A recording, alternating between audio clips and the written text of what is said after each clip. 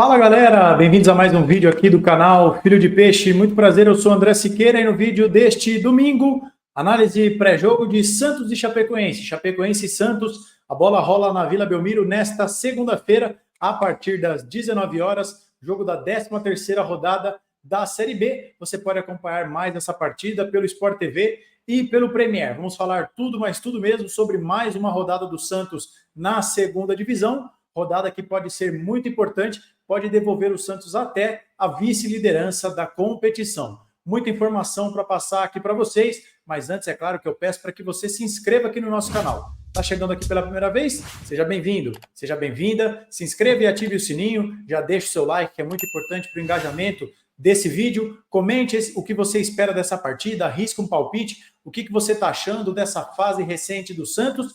Compartilhe o nosso conteúdo, vamos juntos rumo aos 5 mil inscritos, porque aqui no nosso canal o torcedor santista tem vez e voz. E amanhã, assim que acabar a partida, vem aqui para o nosso canal participar da nossa live pós-jogo. Vamos comentar mais uma partida do Santos, tomara que seja com vitória, tá certo? Estou aqui olhando para um lado, gravando para o outro, estou testando pela primeira vez uma gravação em 2 telas aqui, uma inovação que eu estou tentando trazer aqui para o canal para ficar mais dinâmico, eu consegui olhar várias informações ao mesmo tempo, ainda estou me adaptando, então se você, o cara está olhando para o outro lado aqui, é porque eu estou com 2 telas nesse momento. Mas vamos lá então, jogo com muitas informações, né? A primeira delas, como eu disse, o Santos pode voltar até para a vice-liderança. O começo da rodada foi muito bom para o Santos. O Sport de Recife empatou com o Botafogo de Ribeirão Preto em Ribeirão. O Vila Nova empatou com o Coritiba também. Então, já 2 equipes que o Santos pode ultrapassar.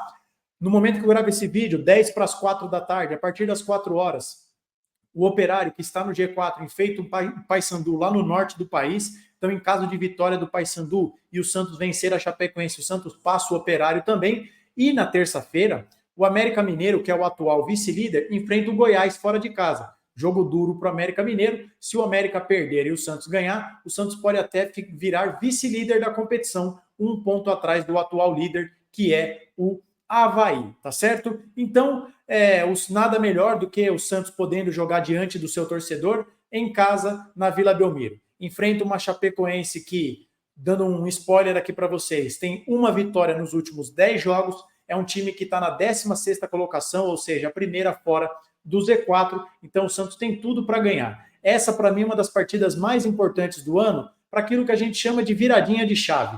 O que o torcedor santista tem dito, né, nas últimas partidas? Que são 1 vitória nas últimas 6 partidas, que é muito preocupante. Mas se o Santos vencer a Chapecoense, a gente pode mudar o discurso, dizer que são 3 jogos sem perder, 2 vitórias em 3 partidas. Se o Santos ganhar sem sofrer gol, vamos para a 3ª partida sem ser vazado. Então tudo é uma questão de perspectiva. O Santos pode mudar a chavinha e começar a ter dias melhores. E para essa partida, Fábio Carille, provavelmente a pressão surtiu efeito.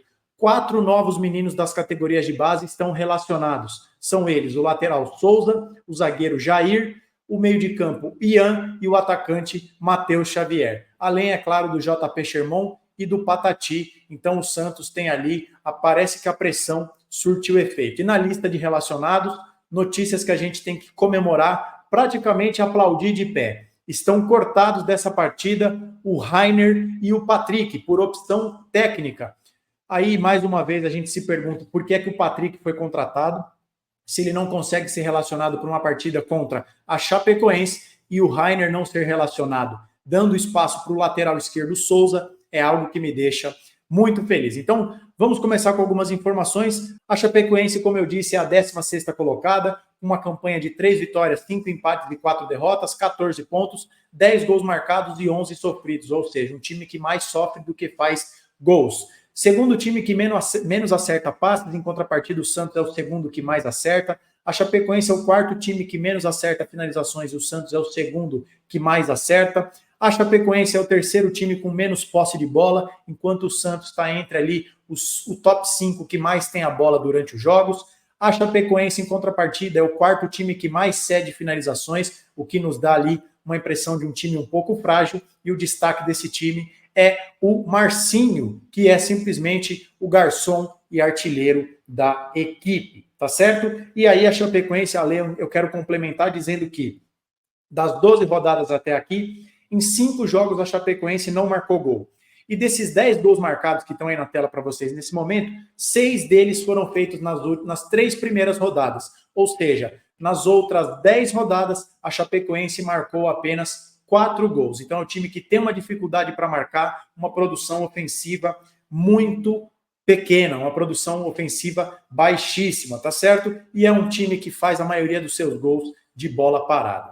Passadas essas informações, eu quero compartilhar aqui com vocês os nossos tradicionais campinhos. Temos muitas novidades para passar para vocês. O Santos deve ir a campo com a seguinte escalação: Gabriel Brazão no gol, Aderlan no time titular no lugar do JP Sherman, Rodrigo Ferreira substituindo o suspenso Escobar, Jair na zaga no lugar de Joaquim e Gil, João Schmidt, Pituca, Wesley Patati no lugar de Pedrinho, Juliano, Otero no lugar do lesionado Guilherme e Júlio Furti lá na frente. A Chapecoense, aqui eu quero dar o crédito para o repórter que eu vi essa informação, deixa eu só pegar aqui ao vivo para passar a informação para vocês, é o Rangel Agnolin, que trabalha no Veículo do Sul. Ele trouxe a seguinte informação no seu Twitter, de que a Chapecoense deve ir a campo com Matheus Cavicchioli, Marcelinho, Bruno Leonardo, Abraão e Mancha, um tripé de meio de campo com Foguinho, Marlone, aquele de Vasco, Corinthians, Cruzeiro,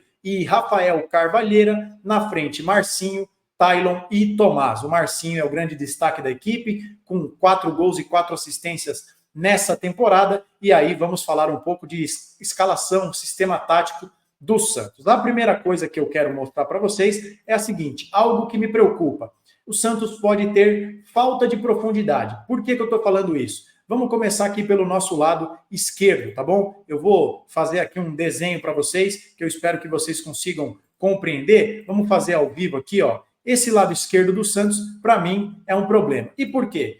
A começar do nosso lateral esquerdo, que é destro. Então, acho raro que o Rodrigo Ferreira faça essa ultrapassagem pela linha de fundo. Pode ser aquele jogador que vai vir por dentro. E o Otero é um jogador que deve jogar pelo lado esquerdo, mas que é destro. É um jogador que vai vir por dentro, né? Seria bom se nós tivéssemos um lateral esquerdo com essa veia ofensiva, porque o Otero abre o corredor para ele passar. Mas já que o Souza foi relacionado, por que não, num segundo tempo, eventualmente, tirar o Rodrigo Ferreira e colocar o Souza, para que o Santos possa explorar isso. E do lado de lá, por mais o Patati também é um jogador canhoto que vem por dentro, mas a gente sabe que o Aderlan não tem essa característica tão ofensiva. A gente se pergunta por que é que o JP Sherman foi sacado do time e por que é que o Aderlan, que vinha sendo a 4ª opção para a lateral direita, de repente vira titular. Mas eu gosto do Aderlan, acho que é um lateral que veio, inclusive, para ser titular, então nada contra a escalação do Aderlan. Só contesto os processos. Por que o Sherman na reserva e por que o Aderlan, que antes vinha sendo preterido por Rainer,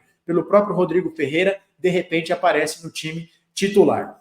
Do outro lado, uma coisa que é importante para o Santos é a seguinte: como a Chapecoense joga, deixa eu apagar aqui essa marcação que eu fiz, como a Chapecoense joga com esse tripé de meio de campo aqui, é muito importante que o Juliano, eu vou falar isso todas as vezes, que o Juliano fique mais próximo do Pituca e do Schmidt do que do Júlio Furti, porque senão o Santos perde o meio de campo. Aqui é fundamental que o Juliano venha jogar junto com eles e que o Otero saia da ponta e venha por dentro, porque aí o Santos passa desse cenário desfavorável de ter apenas Schmidt e Pituca contra 3 jogadores de meio de campo para um cenário em que o Santos pode ter o Juliano e mais o Otero. E aí o Santos passa de um cenário em que ele tem desvantagem numérica no meio de campo para um cenário em que o Santos pode ter, inclusive, superioridade numérica. E voltando lá atrás, no jogo contra o Brusque, em que o Santos jogou com essa formatação, Otero e Patati, uma coisa que o Santos fez bem e acabou com o meio de campo do frágil time do Brusque, é inclusive o Patati vindo jogar por dentro. Isso é muito importante. Tomara que o Carille, além de mudar o time, repita coisas que já deram certo. O Santos pode ter esses 5 jogadores aqui nessa faixa do campo. Vamos desenhar aqui de novo para vocês, né? Ter esses 5 jogadores aqui por dentro contra 3 jogadores da Chapecoense. É muito importante, porque o Santos é um time que, nas últimas rodadas, tem feito só esse jogo aqui pelas laterais, cruzando bola. Vamos variar, vamos fazer uma coisa diferente. que é muito importante isso, o Santos congestionar o meio de campo, criar por dentro e não ficar com aquele jogo previsível de só cruzando bola e torcendo para o fator aleatório para achar o furt, tá bom? E aí, eu vou colocar aqui na tela para vocês, rapidamente, duas questões. A Chapecoense vai se defender provavelmente com duas linhas de 5, uma linha de 4 e uma linha de 5, com esses jogadores voltando bastante aqui, deixando apenas o Tomás. Eu vou colocar aí na tela para vocês rapidamente a forma como a Chapecoense se defende, alternando num 4-5-1.